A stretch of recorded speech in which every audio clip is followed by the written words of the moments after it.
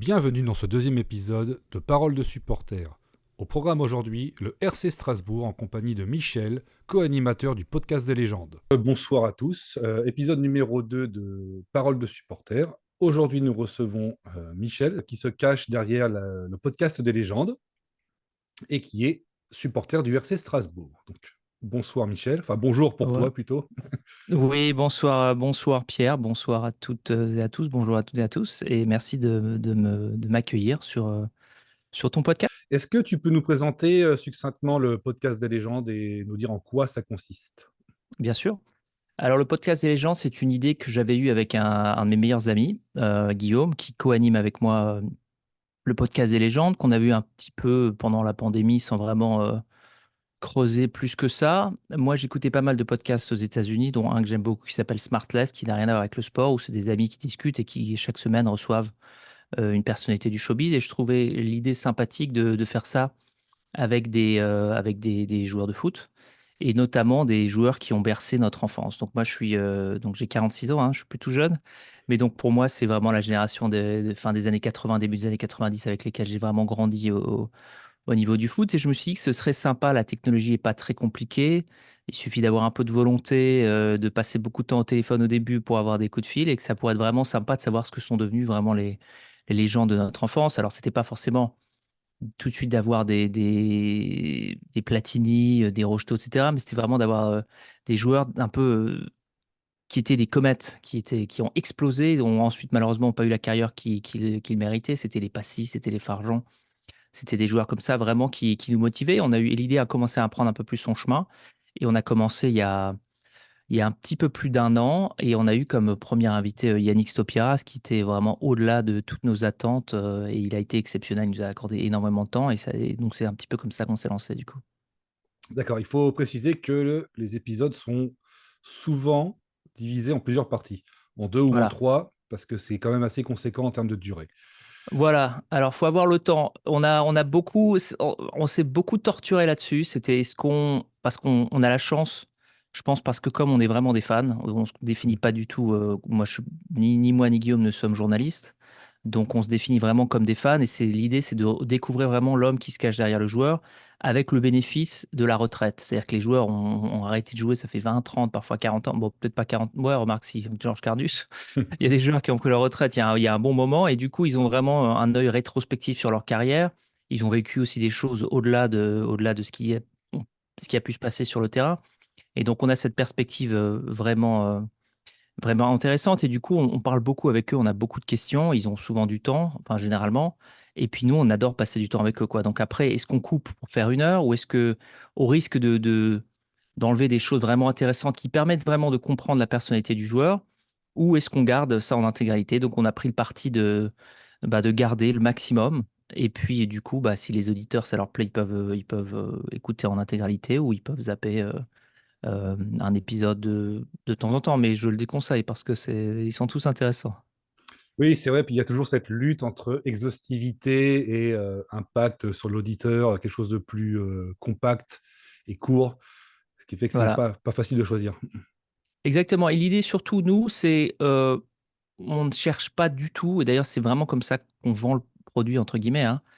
C'est qu'on ne cherche pas le buzz. On ne se cherche ni le buzz, ni la déclaration choc, ou le titre clash ou quoi que ce soit. C'est l'inverse du truc, quoi. C'est nous, vraiment, on veut les découvrir, on ne cherche pas à les piéger.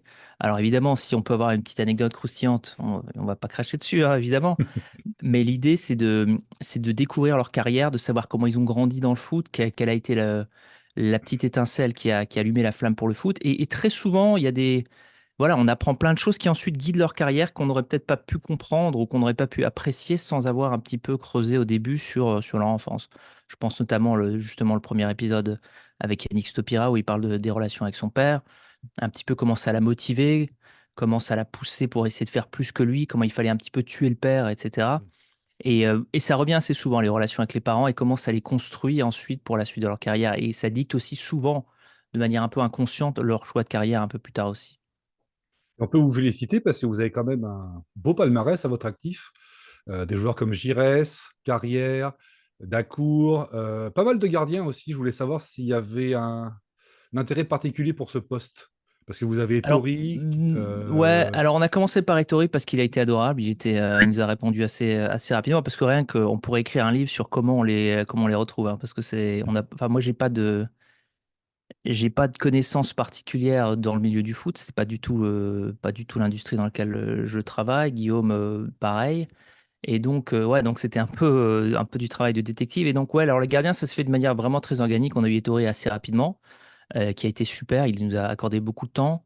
C'est un mec génial, vraiment. Le pauvre, il se fait toujours cartonner par rapport à ses vies sur les réseaux sociaux ou même un peu partout, quoi. Alors qu'il a eu une carrière vraiment exceptionnelle en club. Il a été incroyable avec l'AS Monaco. Il n'a pas eu une compétition formidable, mais bon, je pense pas qu'il ait eu un traitement de faveur particulier qui fait qu'il a été choisi. Et ça reste un peu un des thèmes qu'on explore beaucoup parce que d'une part, ça intéresse l'auditeur, parce qu'il y a aussi une petite part de mystère. Pourquoi Ettori et pas un Baratelli? Surtout quand tu vois Séville où Baratelli était un monstre au penalty. Alors évidemment, tu peux pas le savoir à l'époque, quand tu savais pas que le match allait se terminer au penalty. Mais pour répondre à tes questions, je suis désolé, je digresse, je digresse. pas de problème. On n'a pas d'intérêt particulier, c'est vraiment juste que ça s'est goupillé comme ça. On a eu Ettori, et puis ensuite on a eu, honnêtement, je me souviens plus très bien comment on l'a fait dans l'ordre. Mais c'est vrai qu'au début, c'était plus facile de se centrer. On se dit, bon voilà, il y a eu quoi, 10 gardiens de but entre 78 et 96-98. Voilà, on va les targeter, on va les cibler eux plutôt qu'en cibler d'autres joueurs, parce qu'après, effectivement, après, c'est dur de, tu vas un petit peu dans tous les sens. Tu dis, est-ce que tu t'arrêtes à une sélection, 10 sélections, sachant que le critère, quand même, pour être sur le podcast des légendes en tant que footballeur, il faut avoir une sélection en équipe de France.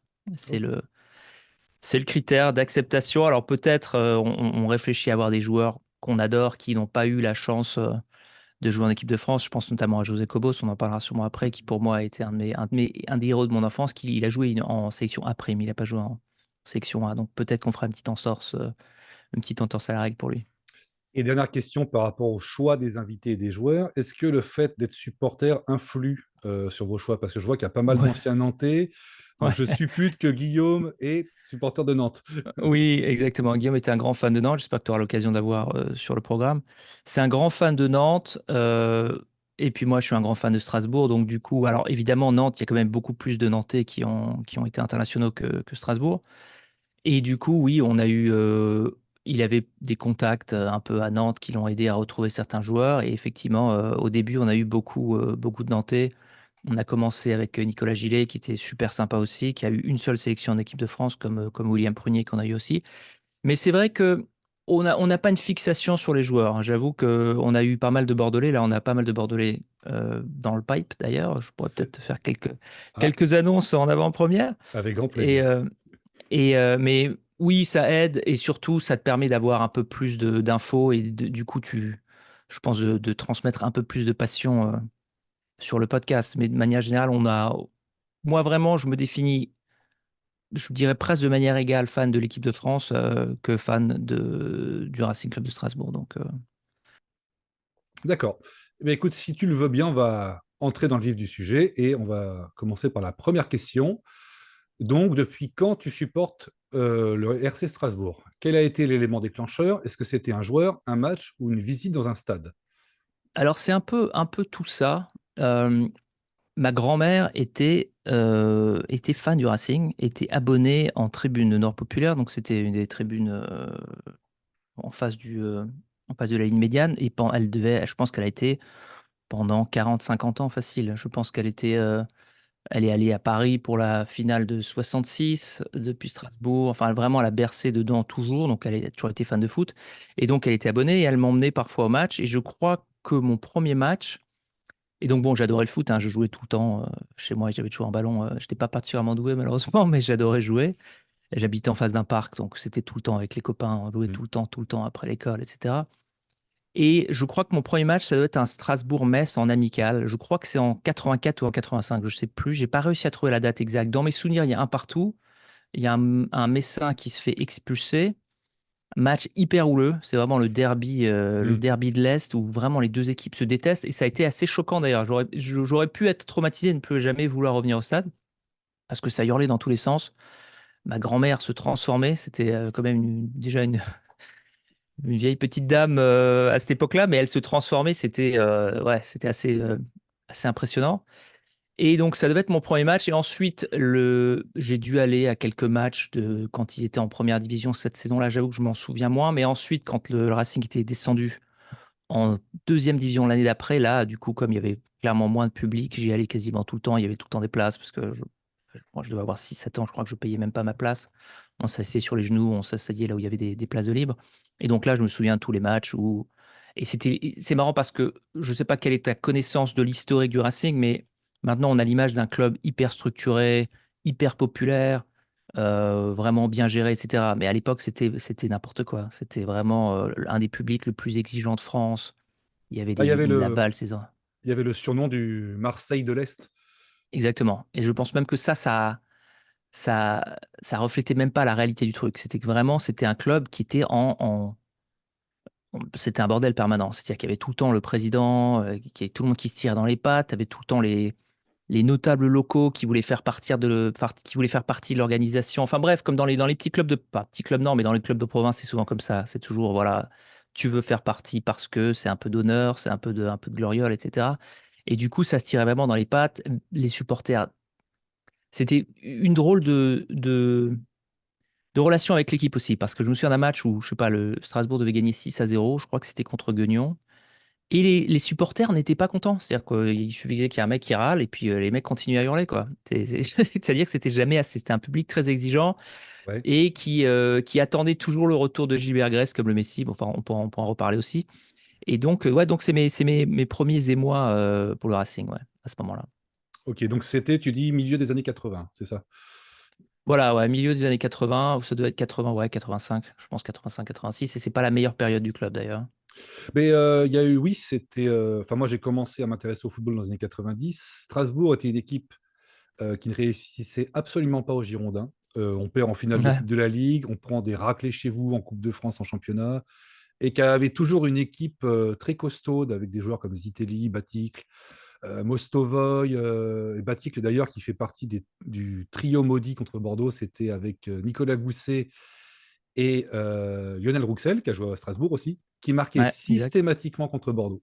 Voilà, donc c'est pour ça Ah, que c'est marrant. Strasbourg, ouais, Bah, c'est marrant parce que Bordeaux, moi, j'ai grandi en adorant cette équipe, hein. C'était l'équipe française, hmm, la période Bèze, vraiment le grand Bordeaux, des Farjon, des Girard, Giresse. des Tigana, des Giresse. Giresse, il était encore peut-être un petit peu. Enfin, je crois qu'il était un peu vieillissant à cette époque-là, mais Hmm. moi, c'était vraiment. Ouais, c'était les frères Vjovic, les tours. Enfin, bref. Et donc Bordeaux est descendu en D2. Je crois que ça devait être une rétrogradation administrative. Et c'était l'année où Strasbourg pensait vraiment remonter facile. Et Bordeaux Oui, se oui. retrouve dans le même. Je crois d'ailleurs que c'est l'année où peut-être.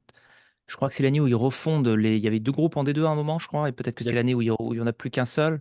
Peut-être que je mélange un peu. avec Je me souviens que moi 24 j'étais équipes, quelque vénère. chose comme ça, oui. Ouais, c'est ça. Et donc je me souviens que j'étais vert parce que vous aviez Dugarry qui débutait. Et je me souviens d'un match euh, Bordeaux-Strasbourg où Dugarry met un but, mais incroyable, un peu comme Van Basten contre les Pays-Bas en finale avec les Pays-Bas contre la Russie. Il prend une reprise de volée à l'entrée de la surface de réparation de l'extérieur du pied. Incroyable. Il était tout jeune, je me dis, mais d'où est-ce qu'il sort celui-là? Hmm. Et du coup, pour les gens de ma génération, il y a eu une sorte de rivalité avec Bordeaux, alors qu'en fait, on n'était pas du tout dans la même galaxie. C'est-à-dire que Bordeaux, c'était un club qui partait enfin, qui était en pente descendante, mais qui allait remonter après, mais qui était vraiment dans une autre division. Et c'est marrant parce que j'ai discuté ensuite avec des amis bordelais qui disaient que pour eux, non, enfin, il n'y avait pas de rivalité, quoi. C'est vraiment uniquement dans l'esprit des fans strasbourgeois. Donc c'est marrant que tu dis ça parce que j'avais pas du tout cette impression. Oui, et puis il y a aussi l'antagonisme comment dire, qui a été exacerbé parce que les supporters bordelais étaient amis avec ceux de Mulhouse. Donc je ne sais pas s'ils Ah sont oui, amis avec les Strasbourgeois ou s'ils sont ennemis, mais ça a dû jouer aussi. Et oui, et je crois d'ailleurs que c'était assez épique ces matchs de D2. ouais, Ça c'était se c'était chauffait, chaud, hein. ça se chauffait pas mal Ça avec c'était. Franck Leboeuf, il me semble, qui venait d'arriver. Alors, je me souviens pas de détails. Je me souviens juste ce match qui était très houleux. Je sais plus s'il y avait eu un partout ou si Bordeaux avait gagné 1-0, alors que c'était vraiment le match au sommet. Je crois que Strasbourg était premier, Bordeaux deuxième ou vice-versa. Et du coup, attends, je vais couper ça. Et du coup, ça s'est. Ouais, il y a eu. Ça a été assez. Je sais plus ce qui s'était passé. Il y avait eu effectivement un match qui s'était pas hyper bien déroulé. J'y avais dû avoir une expulsion. Mais en tout cas, ouais, c'était des beaux matchs. Et bon, et tout le monde, et les deux équipes étaient montées en. Il me Hmm. semble qu'ils étaient tous les deux montés à la fin de la saison, hein. Donc Bordeaux, tout c'est est bien sûr, oui, qui c'est finit bien. 92, c'est ça? 92. 91-92 la saison. Ouais, c'est possible. Et je crois qu'on redescend assez rapidement après, jusqu'à. Alors, moins que je confonde. Et ensuite, je sais plus si c'est l'année des barrages, la fameuse année des barrages avec Rennes, dont on parlera sûrement, qui est dans Mm. mon top 5 des grands matchs de Strasbourg, bien sûr. D'accord.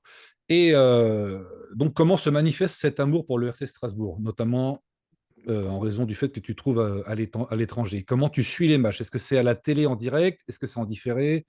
Est-ce que c'est via Alors, Internet ou des alertes comme alors l'équipe? c'est. Alors, j'avoue aux États-Unis, on est vraiment très bien lotis. C'est-à-dire que si tu as tous les différents streamers, tu as vraiment accès à tous les matchs de toutes les ligues possibles et imaginables. Donc, beIN D'accord. Sport ici est diffuseur de la Ligue 1. Donc, si tu es abonné, tu as tous les matchs. Tu peux soit voir sur ta télé, soit les matchs qui sont pas sur la télé, tu peux les voir sur ton ordinateur. Donc, très souvent, je vois les matchs du Racing. Ce qui est cool, c'est que les matchs du vendredi soir, c'est dans l'après-midi. Donc, c'est toujours assez sympa, Mm. une petite pause comme ça pendant la journée. Et donc, oui, très généralement, oui, si j'ai l'occasion de le voir, alors j'avoue que quand c'est des matchs en pleine journée, je sais pas, les matchs qui commencent à 9h, 11h le dimanche, c'est toujours un peu plus compliqué avec les enfants, tout ça. Mais généralement, oui, je les suis toujours. Si c'est pas directement sur streaming, je le suis sur l'équipe.fr, justement, D'accord. le live. Mais donc, généralement, oui, je dirais 90% des cas, je regarde toujours quel est le résultat.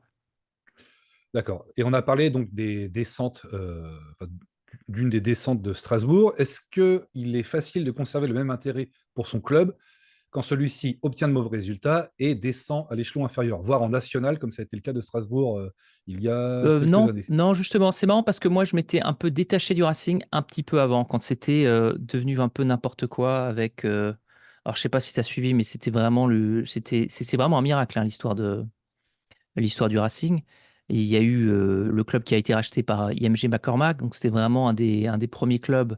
Maintenant, ça devient quasiment monnaie courante, hein, les gros investisseurs américains qui viennent acheter des clubs en Europe. Et donc là, on était les précurseurs, c'était milieu des années 90, grosse promesse, IMG McCormack avec Patrick Proisy, l'ancien tennisman qui était président.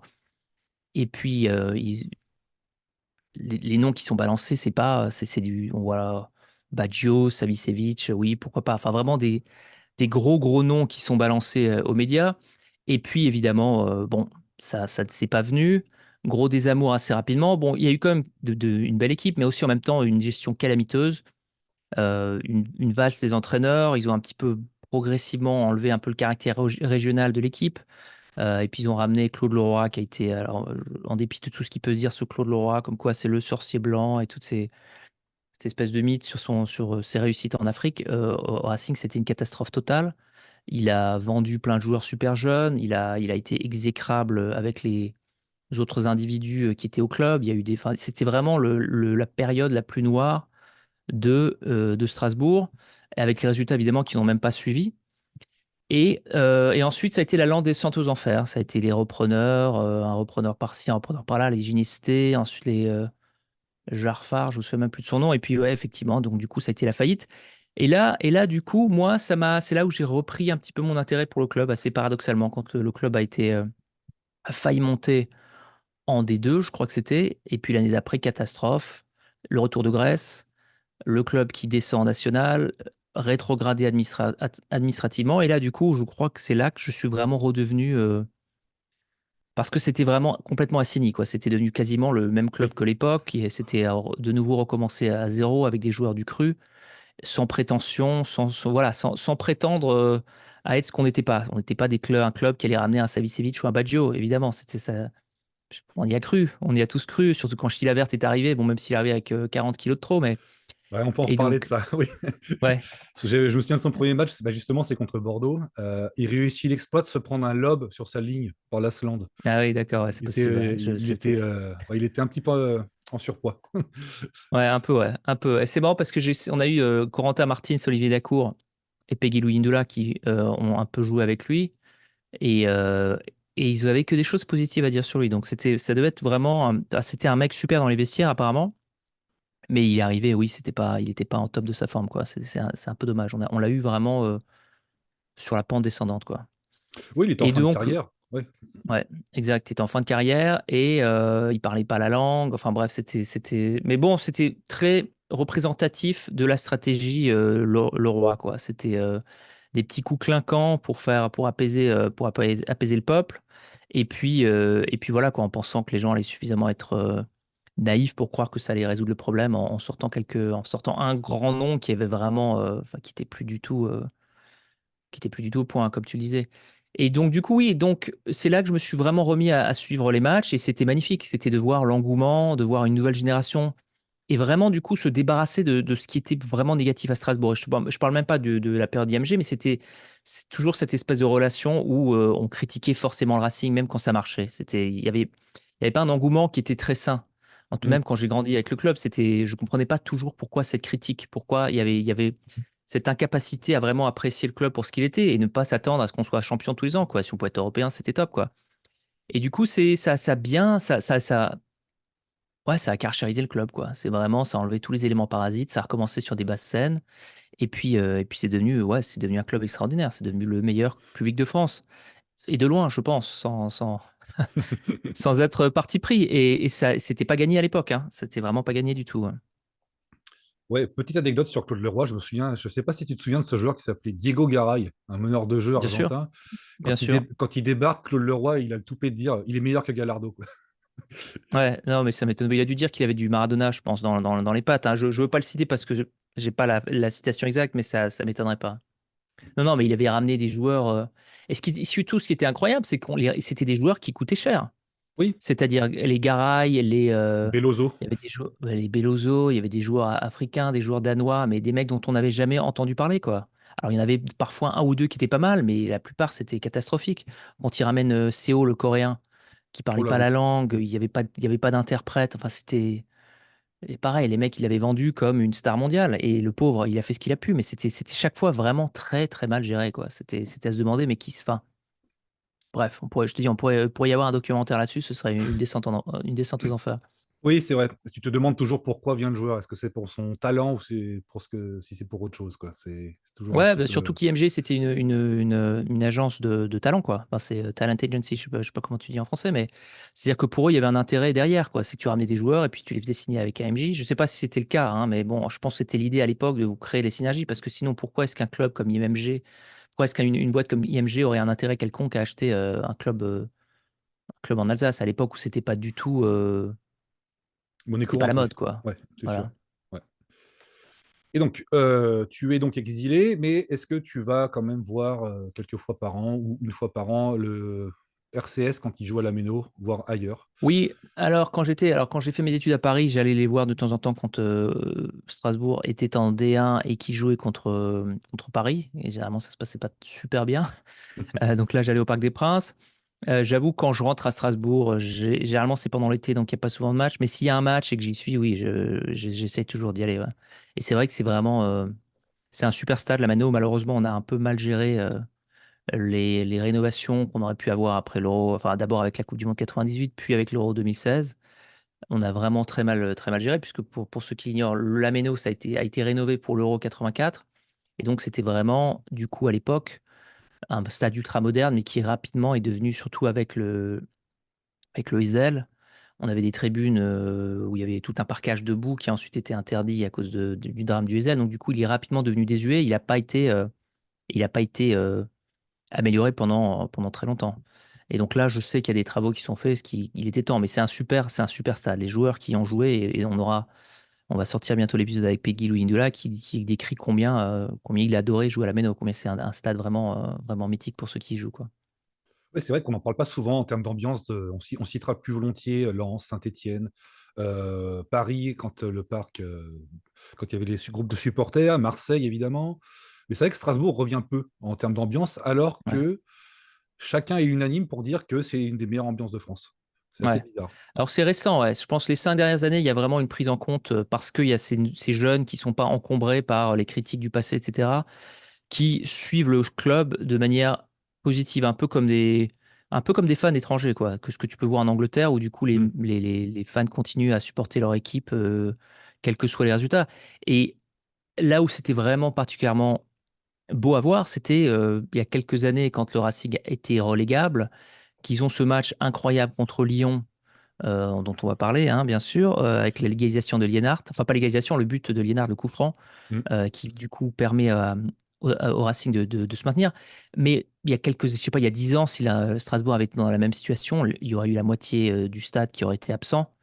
Et il y aurait eu des critiques permanentes autour du club. Alors que là, au contraire, il y avait vraiment un soutien qui a permis au club de s'en sortir. C'est évident. C'est vrai, quand par exemple, tu prends la saison, donc c'est 2000-2001, quand Strasbourg descend en Ligue 2, l'année avec Chilavert, Claude Leroy, le début du championnat catastrophique, les recrues pas au niveau, les supporters étaient très cyniques, très Ouais. critiques. Il y avait beaucoup de foutage de gueule, j'ai l'impression, envers les joueurs. Ce qu'on ne retrouve pas, d'après ce que tu dis, en 2018. C'est ça, 2018, le coup franc Ah non, de ouais, ça a Liénard? complètement changé, Ouais. exactement. Ça a complètement changé. Et c'est marrant parce que 2001, l'année dont tu parles, je pense effectivement, c'est le vraiment. Alors, peut-être, j'allais dire, c'est vraiment pire en termes d'ambiance, mais je pense que la rétrogradation, tout ça, c'est un petit peu au même niveau. Mais là, c'était horrible. Il y avait des très mauvaises relations au sein du club, ça se tirait dans les pattes, les joueurs avaient peur.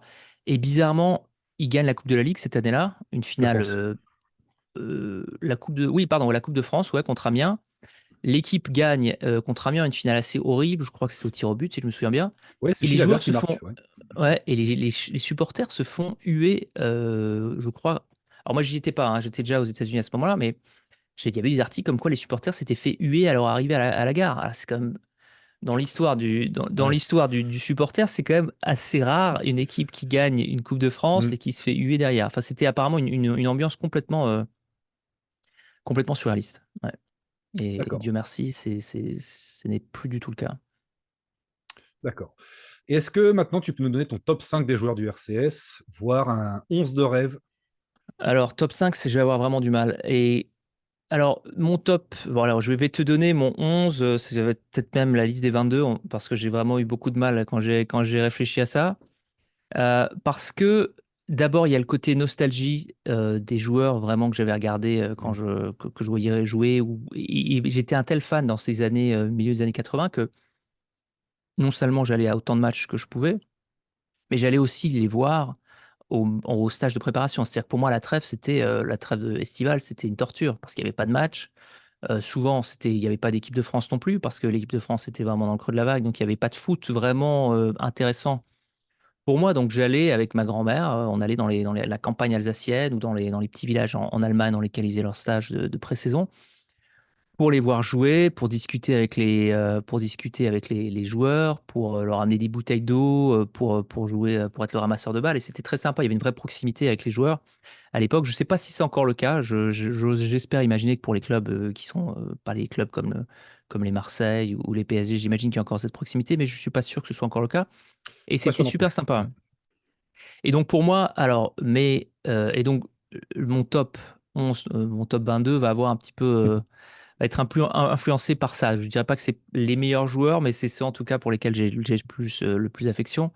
Au poste de gardien, je pense que le meilleur gardien qu'on ait eu, c'est Joël Cormin-Boeuf, gardien suisse, qui était incroyable. Je crois qu'il a fait une seule saison à Strasbourg. Je suis pas sûr, mais il était juste exceptionnel. C'est-à-dire que je me souviens d'un match contre Monaco où il a tout arrêté, à part, je crois, dans les 10 dernières minutes, il y a une énième action, ça doit être la 20e action dans la surface, il prend le but complètement imparable, mais il avait été exceptionnel, je l'avais jamais vu ça. Je pense même que je me souviens pas avoir vu ça ensuite, même dans un match international, il était extraordinaire. Ensuite, évidemment, Alexander Wenzel, pardon, qui était un peu le gardien historique de cette époque-là. Mats Selj, qui a été vraiment solide depuis quelques années, un des meilleurs gardiens actuels, je pense vraiment du championnat. Il est dans le top 3 systématiquement depuis des années, toujours Mm. hyper régulier. Et puis il aime le club, il aurait pu partir ailleurs, il est international belge, donc il pourrait partir. Mais donc il synthétise bien le nouveau Racing avec l'esprit de l'ancien Racing de l'attachement au club. Et puis juste pour le clin d'œil, Sylvain Sanson, parce que voilà, il faisait souvent des cagades, mais il était sympathique et c'était un peu le Racing, un peu le Racing de l'époque. Alors, au poste en défense, je dirais. euh, alors, José Cobos, forcément numéro un.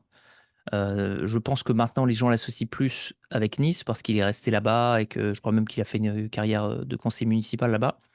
Mais c'était un héros, il était extraordinaire à Strasbourg. Il faisait partie de l'équipe des jeunes qui était lancée par Grèce, qui lui aurait fait vraiment confiance. Son départ marque aussi un peu le début de la fin du projet Grèce, puisque Grèce, comme il nous l'a expliqué sur le podcast, était complètement atterré qu'il l'ait vendu alors que c'était son meilleur joueur. Ils l'ont vendu au PSG, il l'avait même pas prévenu, du coup c'était un peu le début de la fin. Le début de la fin d'un des multiples épisodes de Grèce au Racing, hein, donc il y en a eu d'autres, et il y en avait eu avant aussi. Mais donc c'était un joueur qui avait de la hargne, il était jeune, il était beau gosse, il y avait son frère qui était aussi dans l'équipe, Vincent Cobos, qui était un peu moins talentueux, un peu plus besogneux, mais pareil, c'était vraiment les deux frères qui avaient été élevés, formés à Strasbourg, et donc c'était vraiment c'était en tout cas l'idée, et je pense que c'était vraiment l'idée de Grèce, c'était de reformer un peu ce qui avait l'esprit de 79 et de le faire 10-15 ans plus tard, et malheureusement il n'en a pas trop eu l'occasion. Autre latéral qui était hyper bon, c'était Doudou Liégeon, c'était un international, je crois qu'il était algérien, il n'a pas joué, il a dû jouer peut-être 2-3 saisons, je ne suis même pas certain, mais je me souviens surtout de ses déboulés sur l'aile, c'était vraiment un latéral, on pourrait presque dire piston, moderne, qui adorait déborder, qui était hyper rapide. En centrale, je mettrais bien sûr Franck Leboeuf, dont c'est l'anniversaire aujourd'hui. Bon anniversaire, Franck. Euh, Parce que bon, il était bon, il était solide, il avait vraiment, il stabilisait la défense, il tirait les pénaltys, et il avait vraiment déjà à l'époque, il avait déjà de la bouteille, alors qu'il était tout jeune, il venait, je crois, de Laval. Oui. Et puis non, il s'est très très rapidement adapté, il a été tout de suite exceptionnel. Je mettrais Stéphane Keshi, le regretté défenseur nigérian, qui marque ce but incroyable en barrage. Et puis pareil, lui, c'était la puissance. C'était un peu un Marseille de Sailly, le Marseille de Sailly en début de carrière. Et j'aurais aussi une petite pensée pour Vincent Sattler, qui était de la génération des Cobos, qui était un grand espoir du Racing et qui est mort en accident de voiture. Je crois que c'était en décembre 88, en revenant du bataillon de Joinville, alors que c'était, je crois, le plus grand espoir alsacien et peut-être du foot français, en tout cas à l'époque. Et voilà, c'était très triste, je me souviens, quand il a disparu. En remplaçant, je mettrais Léonard Specht, évidemment, parce que obligé, hein, il a fait une énorme carrière, que ce soit au Racing ou en équipe de France, et donc forcément, je pouvais pas l'oublier. Milieu de terrain, je mettrais Corentin Martins, obligé. C'est vraiment la touche de talent. Et puis lui, pareil, il a été très fidèle au club. Il aurait pu partir. Il avait d'autres offres, notamment lors de la fois où il est retourné, il décide de rester. Je crois qu'il est resté quand le club est descendu. Il est resté quand le club est remonté. Un super mec, un mec simple, mais vraiment avec plein de bouteilles, qui a beaucoup aidé à apaiser un peu les relations au sein du club quand c'était le bordel total. Et puis bon, et surtout un super joueur décisif dans les grands matchs. Yuri Djorkaeff, qui peu de gens s'en souviennent, mais il a joué à Strasbourg, pas très Oui. longtemps, mais il a joué. C'était un super joueur dès le début, tu voyais qu'il avait quelque chose en plus. C'était vraiment, je me souviens je crois que c'était peut-être son premier ou son deuxième match. Il met je sais plus si c'était un coup franc ou une frappe à l'extérieur de la surface, complètement hallucinante. Et là, tu te dis, oula, Mm. d'accord, c'est un très très bon choix. Évidemment, je pense à Mostovoy pour la touche technique, un peu fantasque, vraiment très, très à la russe. C'est-à-dire que tu savais pas quel Mostovoy tu allais avoir. Dacour nous racontait, qu'on a eu sur le podcast, donc, qui nous racontait un peu une anecdote comme quoi il a mis une patate à Mostovoy parce que Mostovoy lui avait craché la figure. Et ça résume un peu, je pense, l'état d'esprit un peu vraiment. C'est fantasque, technique et en même temps, je pense, un caractère de cochon. Et on n'a pas réussi à le garder aussi longtemps qu'on aurait voulu, malheureusement. Mais il était capable de trucs juste incroyables. Et c'était vraiment. Et d'avoir un joueur comme lui et en même temps un Dacour, qui était beaucoup plus un joueur d'impact. Et donc, c'est le quatrième que je mettrais sur ma ligne de 4. Dacour, vraiment super joueur. Pareil, jeune, formé au club. Lancé avec la génération des Jetou et des Mm. Valérien Ismaël et des Yannick Roth, qui étaient pareil. 4 joueurs qu'on pensait gardé pendant longtemps. Et puis, il a fait une carrière incroyable d'Acour. Je pense qu'il est vraiment sous-estimé en France parce qu'il est partout où il est allé. Il a réussi à s'imposer. Il a quand même réussi à s'imposer en Angleterre à une époque où les Français qui réussissaient en Angleterre, c'était plus pour leur côté technique. Lui, il allait au contraire, il se battait comme un chiffonnier. Il y allait au physique et il a réussi à tenir tête à tous les box-to-box anglais de l'époque. Et donc, je mettrais en remplaçant, je mettrais Martin Jetou et puis Valérien Ismaël, les gars du cru. Et puis quand même une petite pensée pour Liénard, Dimitri Liénard, qui est Oui. pour sa fidélité exceptionnelle au club, pour tout ce qu'il a fait. Il est arrivé, je ne sais plus s'ils sont en national quand il arrive ou en. Ou on s'est fait je ne sais même pas, mais en tout cas, il est resté au Racing. Il a vécu toute la renaissance du Racing. Je pense que s'il avait pu, il serait resté, mais bon, ça s'est terminé quand même aussi bien que ça aurait pu se terminer. C'est un super joueur. J'ai pas eu l'occasion de voir vraiment jouer beaucoup, puisque moi j'étais déjà aux États-Unis depuis longtemps, mais à chaque fois que je l'ai vu jouer, tu sentais qu'il donnait le maximum, quoi. Tu savais que c'est un joueur qui allait mouiller le maillot. En attaquant, je mettrais Peter Eichert, qui était un attaquant allemand. Je ne sais pas si tu te souviens. Ça me Qui, dit absolument rien. ouais, alors c'était vraiment le renard des surfaces. C'était vraiment je crois, début des années 80, milieu des années 80, qui claquait but sur but. Vraiment, il avait sa chanson en alsacien. C'était le fan. C'était l'idole de la foule. Et puis il marquait tout le temps, quoi. Ouais. Et l'autre joueur que je mettrais aussi, c'est Didier Monzuc. Pareil, c'est un attaquant qui ensuite a joué à Nîmes, qui a eu moins de réussite, mais c'était l'attaquant. Je sais pas si tu te souviens à cette époque, dans les années 80, tu avais les attaquants D2 et les attaquants de D1. Rarement, ils arrivaient à être bons dans les deux divisions. Et lui, c'était un dieu en D2. Il mettait, alors c'est mes souvenirs, peut-être que c'est pas complètement exact, mais dans mes souvenirs, il mettait 30 buts par saison. Ouais. C'était tout le temps le meilleur buteur. Et ensuite, quand Grèce arrive, il a eu beaucoup de mal. Quand Grèce arrive, Grèce le fait courir énormément. Je me souviens, j'étais allé le voir. Pareil, hein, ce stage de pré-saison, il avait dû perdre 10 kilos en 2 mois parce que Grèce vraiment le torturait un peu.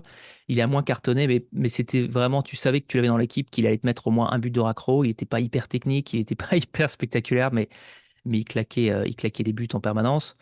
Et là, juste trouver deux, j'avoue que c'est pas évident parce que Strasbourg a vraiment une réputation d'être, peut-être pas sous Thierry Lauré, mais une équipe qui était un peu spectacle, quoi. Ça a toujours été une Mhm. équipe un Bien peu sûr. panache. Donc on a toujours eu des chouettes attaquants. Je pense à Gamero qui là a décidé de revenir au club. Donc je le mettrai aussi dans mes remplaçants. C'est un super joueur. Il a fait une carrière magnifique hors de Strasbourg, mais c'est surtout son début.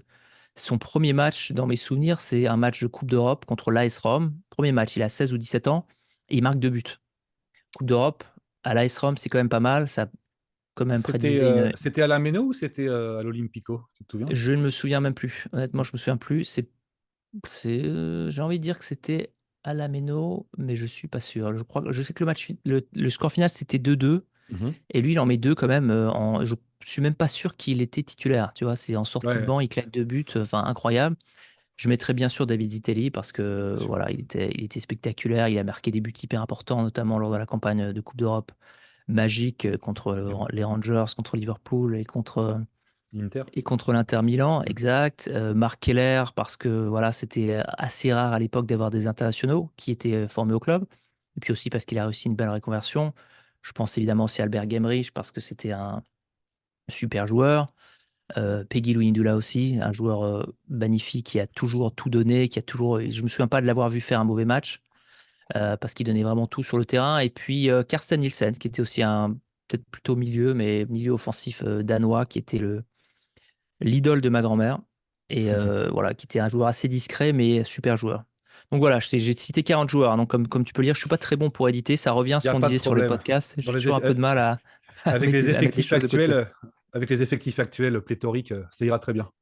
Exact, ouais. C'est le tiers des joueurs qui seraient sous contrat avec Chelsea. Ouais, donc ça, C'est ça. Mais les c'est joueurs bon. prêtés, bien sûr, uniquement. Voilà, exactement. Et un entraîneur. Alors, je vais t'en donner deux. Évidemment, Gilbert Gress, c'est obligé, hein, parce que c'est la légende, parce que c'est un personnage vraiment incroyable. Alors, évidemment, certains diront qu'il a la grosse tête, etc. Je pense qu'il est très sarcastique. Il a un grand sens de l'ironie et de la dérision, mais ce qu'il a fait est unique. Je veux dire, réussir avec plein de joueurs formés au club, à porter le Racing au titre de champion, sachant que c'était un championnat qui était dur à l'époque, hein, parce qu'on l'oublie un petit peu, mais tu as Oui, oui, oui. deux Monaco, équipes qui ont Nantes. Ouais. fait. Tu as Monaco, tu as Nantes, tu as Saint-Etienne qui a fait 3 ans plus tôt une finale de Ligue des Champions, qui a fait une demi-finale 4 ans plus tôt, ou 5 ans plus tôt. Tu as Bastia qui a fait aussi une finale Ouais. de Coupe de l'UEFA. Tu as les Nantais, évidemment, et tu as Strasbourg qui sort un peu de nulle part, qui était en D2, je crois, 1 ou 2 ans avant. Juste C'est avant, il me semble, énormément hein. de joueurs. Ouais, Il me c'est semble peut-être l'année d'avant, ouais. qu'ils montent et qu'ils sont champions l'année de Ouais, la montée, ouais, bah il me c'est semble. ça. Donc voilà, donc c'est des joueurs formés au club. Et puis je crois que l'arrière droit avait marqué autant de buts que l'attaquant. Enfin, c'était Ah oui. un truc incroyable, hein, hyper spectaculaire. Et puis lui, c'est un personnage. C'est-à-dire que on l'a eu sur le podcast. Moi, j'avais mon plan pour l'interview qui a complètement volé en éclats au bout de 40 secondes parce que voilà, c'était le show Gilbert Grèce, un personnage, vraiment un personnage. Et en deuxième, je mettrais Jackie Duguay-Pérou Oui. parce que je pense qu'il est vraiment sous-estimé. Il a pris le club à chaque fois à des périodes où c'était hyper compliqué. Il a réussi à calmer le vestiaire, il a réussi à avoir surtout des résultats. Au-delà même de son côté bon père de famille, il a eu des super résultats. Et c'est un super mec qui a été filé au club. Il fait partie de l'équipe de 79. Il fait partie enfin, il est au club depuis des années. Quand on lui a demandé de passer la main, parce que voilà, il y avait le projet du club était peut-être de moderniser un peu tout ça, il l'a accepté en bonne intelligence, avec beaucoup de dignité et beaucoup de classe. Et donc vraiment, c'est un super mec. Est-ce que c'est lui qui est entraîneur de Strasbourg quand il gagne la Coupe de la Ligue en 97? 97, je sais plus si c'est lui ou si c'est Pouliquin. J'avoue que je me souviens pas. Ah, Ça doit Pouliquin, c'est être. après. Ça doit être, Ça Pouliquin, il remplace Leroy en 2000-2001, je crois. Alors, c'est peut-être ouais, c'est peut-être du gay. Alors, honnêtement, je ne me souviens pas de ce genre de détails. J'avoue que c'est clairement pas Grèce, puisqu'il était parti Ouais. avec pertes et fracas. Et ça doit être, ouais, ça doit être du Guépérou, c'est possible, ouais. Oui, parce que c'était une équipe. Moi, commençais à m'intéresser au football. C'était une équipe, fallait voir, c'était une sacrée équipe, avec très offensif, comme tu disais. Il y avait Nouma, Zitelli, tu avais Dacour au milieu de terrain, Stéphane Collet, en Ismaël défense, aussi, Ismaël, Djetou. oui, Djetou, Wenzel dans les buts, évidemment, Philippe Raschke. Enfin, c'était. Ouais. Non, il y avait C'est- vraiment des belles équipes. Alors, est-ce qu'il y avait Pascal Baïs encore ou c'était bien avant ça? Non, non, mais c'était une équipe où vraiment qui était toujours offensive, qui était toujours Mm, portée sur l'offensif. Et voilà, il y avait toujours du spectacle. C'est quand même assez rare d'aller à un match à la Méno où tu avais un 0-0, quoi. C'était vraiment ouais. hyper, hyper rare. Et Zitelli, qui était le spécialiste des corners rentrants, avec un pied Ouais, gauche exact. extrêmement Exact. puissant. Et je me demande s'il n'a pas mis deux buts dans un même match. Alors, c'était peut-être avec Nancy, mais Je j'ai sais un plus si c'est un souvenir. même match, mais je crois qu'il y avait eu d'une semaine à l'autre, je crois qu'il avait Ouais, mis deux pots deux ou corner trois buts, entrants, un ouais. truc comme Ouais, ça. ouais. Ouais. Non, non, Joueur c'était un incroyable, super.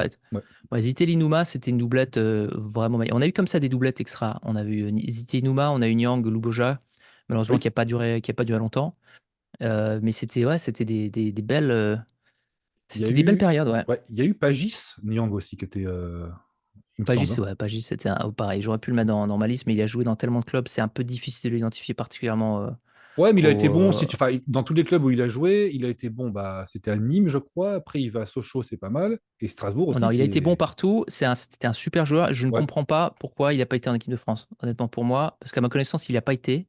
non. Et j'ai jamais compris pourquoi. C'était vraiment un super joueur qui était décisif, classe, surtout hyper technique, parce Mm. qu'il était quand même physique, donc on avait l'impression que c'était un bourrin. Alors que pas du tout, il mettait des buts incroyables. Et c'était surtout, il s'intégrait partout où il allait, quoi. Ouais. Il a joué longtemps d'ailleurs, hein. Je Il sais a joué plus, mais il a longtemps, pris ouais. sa retraite assez tard, ouais. Ouais, c'était le roi de la balle piquée. C'était vraiment Ouais, ce qui pour moi est un indicateur de classe ultime, la balle piquée. Donc, ouais, ouais, Pagis, c'était ouais, la grande classe. ouais, c'était un super joueur, exact. Et donc, on a fait donc ton équipe type. Est-ce que tu peux nous donner maintenant ton top 5 des plus grands matchs du RCS? Oui, je le peux. Alors, évidemment, en tête, comme beaucoup de. Je vais pas être très original, hein, mais comme Pas de beaucoup problème. de, comme beaucoup de fans, je vais parler de ce match de barrage Strasbourg-Rennes. Je vais te donner un peu le contexte. Alors, je n'ai pas fait autant de recherches que j'aurais dû, donc je vais peut-être me planter un peu dans les dates et dans les détails. Mais en gros, Strasbourg est en D2 depuis 2-3 ans. C'est l'année où Grèce est de retour. On n'a pas réussi à se qualifier immédiatement. Je pense que c'est l'année où peut-être où Bordeaux est en même temps est en D2, c'est possible ça? Et Alors, donc si du c'est coup on est 92, c'est celle-là. ouais, c'est ça, c'est 92 exactement. Donc Bordeaux termine premier, on termine deuxième et donc voilà, c'est l'époque des barrages. On fait zéro, donc on joue contre Rennes qui devait être le 18e à l'époque, enfin, en tout cas en fin de classement de division 1. Et on joue, et on avait pas une super expérience des barrages, hein. Quelques années plus tôt, on avait fait un barrage, et c'était plusieurs tours, hein. On avait fait plusieurs tours de Mm. barrage. On arrive en finale, juste pour te donner un peu le contexte. On gagne, je crois qu'on gagne 3-1 contre Nice à domicile. Et donc voilà, a priori, si tout se passe bien, on est en D1. Si on arrive bien à bien gérer le match retour, on joue à Nice et on perd 6-0 Oui. avec Robbie Langers qui marque, je crois, 4 ou 5 buts. Et après, ce qui s'était qui était ressorti, c'est qu'apparemment, il y avait eu des problèmes sur les primes ou un problème Hmm. enfin, il y Ok. avait eu un problème dans les vestiaires où les joueurs avaient lâché. Tu vois, ils avaient perdu 6-0, sachant, bref. Ce qui était, juste pour te donner l'idée, que c'était vraiment typique du Racing. C'est-à-dire que tu avais des petits problèmes en interne, tu touchais du doigt l'excellence, mais ça s'écroulait à un moment. Donc, pour moi, c'était vraiment, si tu devais prendre un cliché de l'époque, c'était parfait, c'était ça, c'était cette défaite, cette raclée au moment où tu pensais qu'on est remonté en D1. Donc du coup, beaucoup d'espoir quand Grèce revient, c'est le retour de l'enfant prodigue. Il était parti de manière un peu fracassante quelques temps après avoir gagné enfin un an ou un an et demi après avoir été champion, parce qu'il s'entendait plus avec le président. Je crois que c'était ça les détails. Donc il revient, il change complètement l'équipe, les Montzuk, tout ça, bref, au placard, une équipe spectaculaire, bref. Donc, énormément d'espoir sur ce match et 0-0 au match aller. Et là, tu as la ville entière qui décide d'aller au match retour. Il y avait un engouement, mais incroyable. Je suis sûr que ça a été une galère pour avoir des places. Mhm. Et il y avait, je crois, 35 000 personnes dans le stade. Je crois que jusqu'à aujourd'hui, c'est encore une des plus belles affluences au stade de la Méno. En tout cas, dans sa configuration de l'époque. Donc, une ambiance de dingue. Et donc, Strasbourg qui gagne 4-1. Premier but marqué assez rapidement, les Rennais qui égalisent. Et je crois, la 25e minute, Stéphane Keshi, donc le défenseur qui remonte le terrain, personne ne l'attaque, il se rapproche, il arrive aux 30 mètres et il décoche une frappe incroyable, qui se loge sous la barre, éruption sur le terrain. Enfin, c'était un truc de dingue. Tout le monde se souvient de ce but. C'était un de ces moments vraiment magiques, quoi. Ouais. L'équipe joue super bien, et puis ensuite, troisième but, et ensuite, quatrième but. Euh, Match extraordinaire, le public qui envahit la pelouse. Je crois qu'il y a des images. Et le match qui était télévisé en plus, hein, le match était télévisé sur France 3 Alsace, et pourtant le stade a quand même fait le plein. Tout le monde se Ouais. souvient, tu vois Leboeuf qui se fait, mais qui manque de se faire agresser, enfin pas agresser, mais tu vois, tout le monde est tellement content, Aspirer. tout le Ouais. monde, voilà, tout le monde veut le tirer dans tous les sens, et tu le vois, genre, qui est content, mais en même temps, il fait les gars, laissez-moi, et à la fin, tu le vois qu'il est excédé, qu'il essaye d'être sympa, parce que c'est un mec sympa, Leboeuf. Et donc, ouais, donc c'était un match exceptionnel à tous les niveaux, vraiment. Et donc ça, c'est mon match numéro un, bien sûr. Ok. Ensuite, je vais mettre les trois de la campagne de Coupe d'Europe. Alors, je crois que c'est en 97, c'est l'automne 97. Oui, parce que c'est que suite à la qualification, enfin suite à la victoire en Coupe de la Ligue. Donc c'est Ouais, c'est 97-98. ça. Voilà, c'est ça. Donc, octobre 80, enfin, les gros matchs sont à l'automne. Pareil, là, j'étais à Paris, mais j'étais revenu à chaque fois pour les matchs. Et donc, premier match, on bat les Glasgow Rangers de Gattuso. Gattuso qui était là, qui jouait là-bas à l'époque. On gagne 2-1 à domicile, on gagne 2-1 là-bas. Donc, bon, quand même surprise, parce que franchement, les Glasgow Rangers, bon, c'était plus les Glasgow qui avaient tenu tête à Marseille quelques années plus tôt, mais c'était quand même super solide. Oui, c'est une équipe Ensuite, qui était habituée de la Ligue des Champions aussi, qui allait voilà, jouer contre Auxerre la saison précédente. Ouais. exactement. Ouais. Ah non, je vois que tu as mieux fait tes devoirs que moi. L'année d'après, non, le tour suivant, on tombe sur Liverpool. Et là, bon, je pense que personne ne s'attend à gagner, quoi. Liverpool, pareil, le premier match, on joue à domicile. Et là, incroyable, 3-0. Ouais. 3-0 à domicile. J'étais au match, on les avait mais bouffés. On les avait bouffés. Dacour, qu'on a eu sur le programme, racontait combien, déjà psychologiquement. Et c'est là que tu vois que le mec, il est fait d'un acier différent, qu'il était dans le couloir et qu'il se faisait toiser par les joueurs de Liverpool, et que lui, il soutenait leur regard, et il était déjà à essayer de contrer leur intimidation, et qu'il s'est pas laissé intimider, quoi. Et donc Strasbourg qui gagne 3-0, énorme surprise, franchement énorme surprise.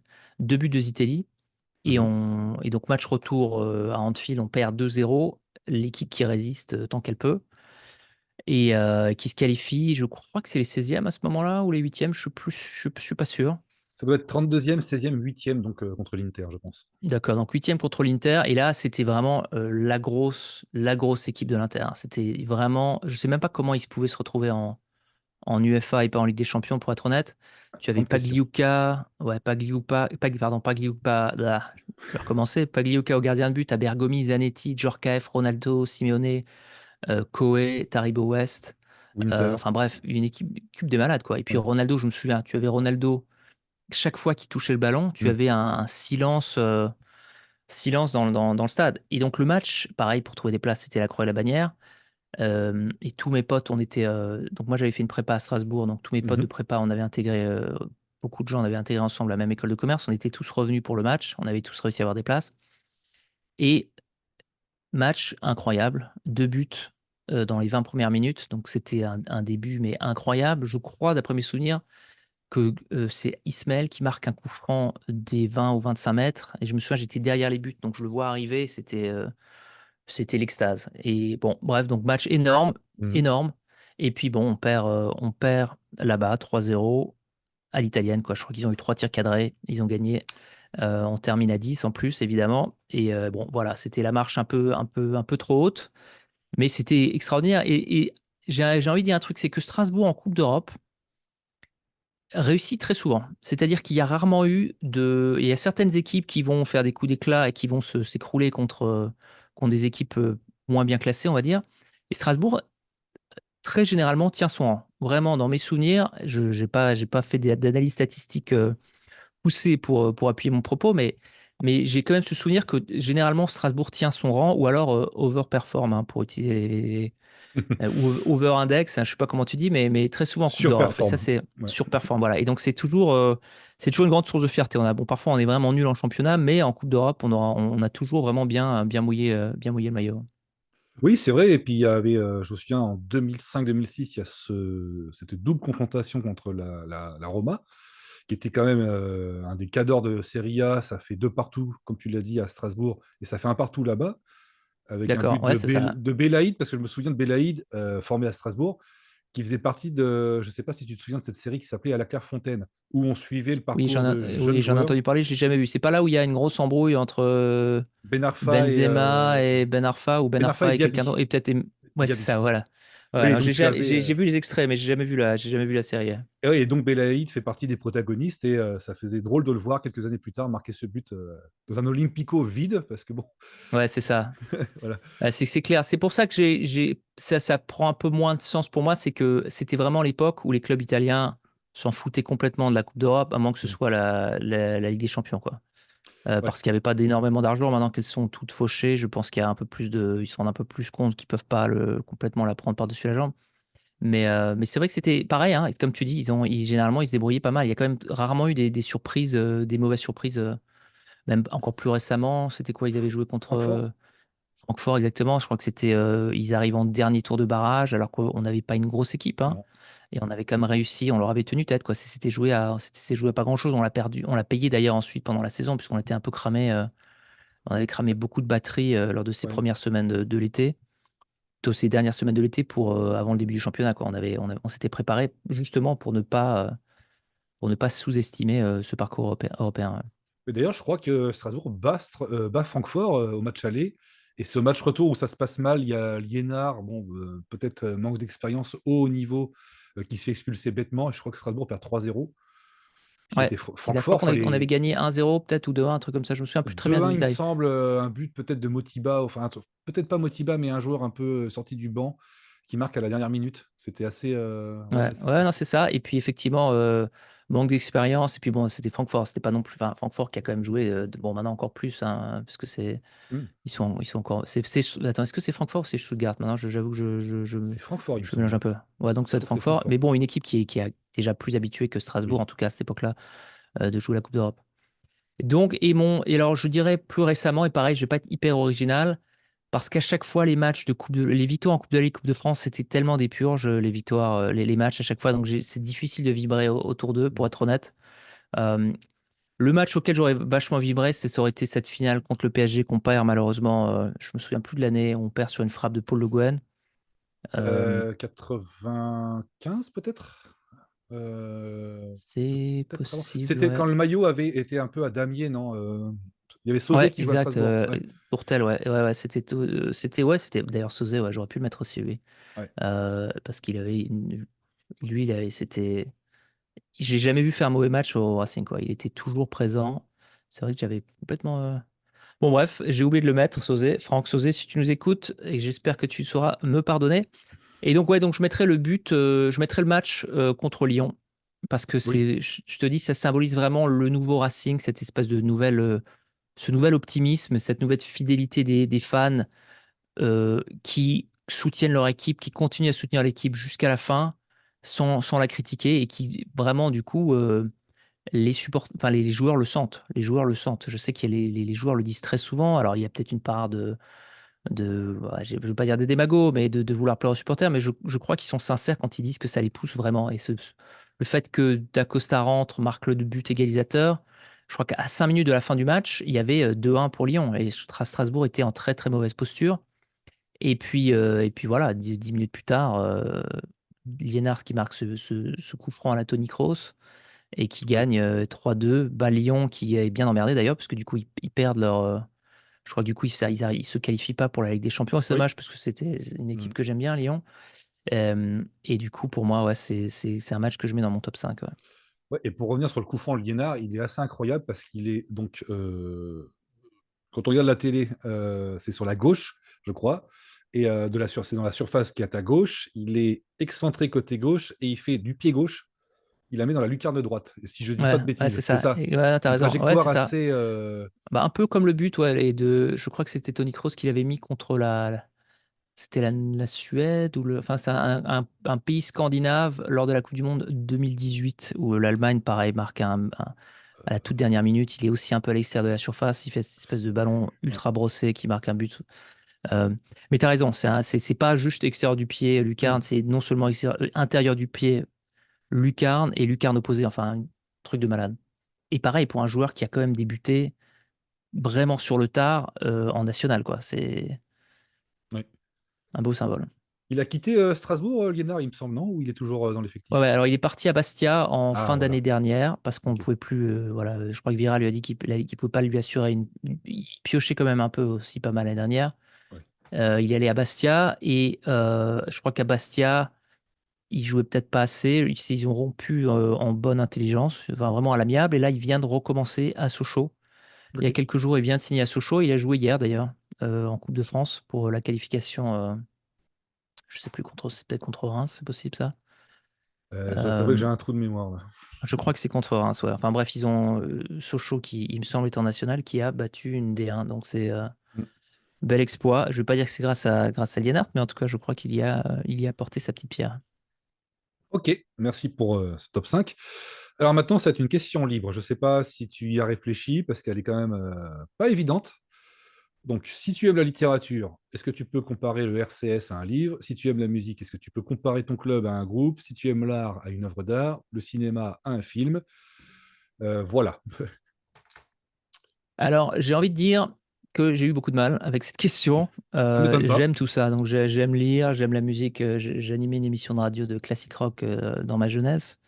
Et Ah, j'aime le cinéma. Mais alors, je dirais que l'ancien Racing, j'aurais dit que le film qui vraiment résumait bien, c'était Groundhog Day, qui est hmm. traduction française, c'est Un jour sans fin, parce que Oui. c'était vraiment l'éternel recommencement, l'équipe qui se débrouillait pas trop mal, une nouvelle équipe dirigeante qui essaie de faire place libre, et puis t'avais les anciens régionaux qui veulent reprendre contrôle, qui détruisent un peu ce qui a été fait, et donc du coup descente en D2, remontée, descente, c'était un peu un jour sans fin, c'était un peu toujours le même truc. Plus récemment, alors j'avoue que j'ai pas énormément cherché, mais bon, Miracle on Ice, c'est le film vraiment miracle, miracle c'est le film de hockey sur l'équipe américaine qui a battu les Russes, qui cartonne ici aux États-Unis. Hein. C'est un des grands films locaux, un des grands films de sport. Donc c'est plutôt le côté miracle que le Racing soit encore là, qu'ils aient réussi non Mhm. seulement à pas disparaître, criblés par les dettes qui avaient été laissées par une des catastrophiques équipes dirigeantes, et qu'ils ont non seulement réussi à revenir, mais à revenir en assainissant le club. Et il faut vraiment donner crédit à Mark Keller et à tous les investisseurs locaux qui ont mis un petit peu la main à la poche à l'époque. Ils ont réussi à reconstruire parce que c'est vraiment miraculeux. C'est parce que maintenant, tu vois le Racing avec l'investissement de Chelsea. Maintenant, on espère qu'on est dans un cercle vertueux, même si je ne sais pas trop, parce que Chelsea, j'ai pas l'impression que c'est le club le mieux géré de la planète. Non, c'est sûr, oui.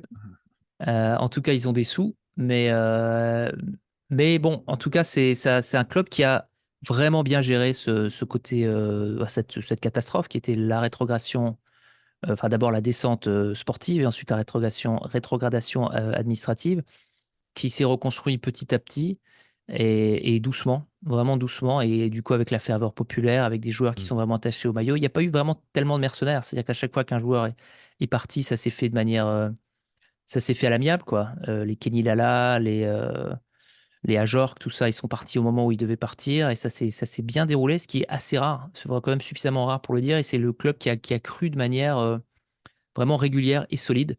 Et c'est pas, à part Lens peut-être, actuellement, je vois pas d'autres exemples de cette façon. Quand on voit comme les clubs historiques, malheureusement, les Sochaux, les Auxerre et puis les Bordeaux, je vous plains vraiment parce que Bordeaux, c'est un club que j'adore Ah oui, vraiment. c'est ouais, Et, c'est et, épouvantable. et Lopez, enfin bref, on peut en Lopez et parler. Lopez. Ouais. Ouais. Le duo de Lopez, ouais, c'est. Ouais. Il y a Reims comme club bien géré aussi, un peu dans le même genre. Ouais, c'est vrai. Mais bon, Gers, tu me dis, Reims, ils ont mis ouais, 40 ans quand même pour revenir, hein. Donc, Oui, oui. Mais ils sont mais c'est revenus. vrai que tu as raison. Ils sont bons, ils ont réussi. Enfin, Steels fait un travail de dingo. Oui, Est-ce que c'est Steels ou Steels? Je sais jamais. Steels, je crois. Will Steels, ouais, c'est ça.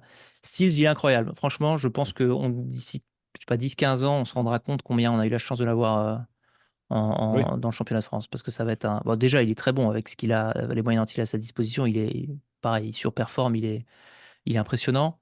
Et je serais curieux de voir ce qu'il va faire. ouais, Et donc, tu as raison, ouais, Reims, c'est un autre bon exemple, mais c'est vrai qu'ils ont quand même mis un peu plus de temps à sortir, parce qu'entre ouais. 56, 58 et puis les tribulations, il s'est quand même passé pas mal de Ouais, temps, hein. parce qu'ils remontent, ça doit être, je sais plus, en 2007, ils font une demi de Coupe de la Ligue. Ils doivent remonter, aller peut-être début 2010, mi-2010, ouais, année 2010. Ouais. Donc ouais, c'était pas évident.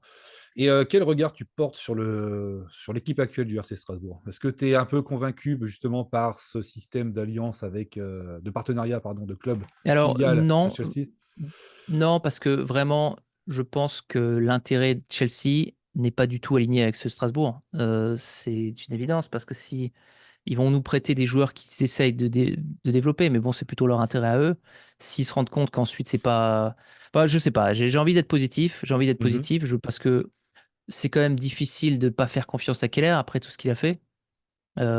Certains supporters lui reprochent son manque d'ambition, mais là, pour le coup, bon, on s'adosse avec un club qui a plein, plein, plein d'argent. Mais le problème, c'est que les investisseurs américains ont un track record qui est vraiment catastrophique. Vraiment catastrophique. À part Liverpool, et ça a pris du temps.